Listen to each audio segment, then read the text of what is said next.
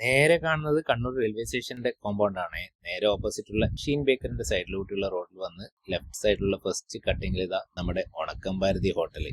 പുട്ടും മട്ടൻ ചാപ്സും അതാണ് ഇവിടുത്തെ ഹൈലൈറ്റ്. അത് മാത്രമല്ല, പുട്ടും ചെറുപയറുണ്ട്, പുട്ടും കടലയുണ്ട്, പുട്ടും റോബസ്റ്റ് പഴമുണ്ട്. അതുപോലെ തന്നെ അതിന്റെ കൂടെ പപ്പടം കിട്ടും.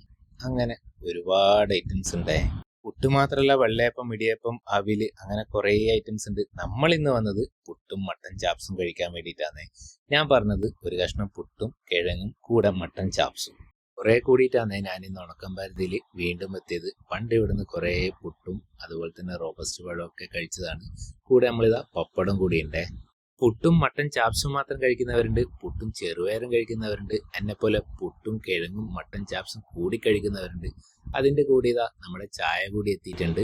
എനിക്കിതാ പുട്ടും അതിന്റെ കൂടെ ആ കിഴങ്ങും മട്ടൻ ചാപ്സും ഒക്കെ കൂടി ഇതെങ്ങനെ കുഴച്ച് കഴിക്കാനാണ് ഇഷ്ടം. പിന്നെ മട്ടൻ ചാപ്സ് ഒക്കെ നോർമലി നമ്മളെ വീട്ടിൽ നിന്നൊക്കെ ആക്കുന്ന ടൈപ്പാണേ.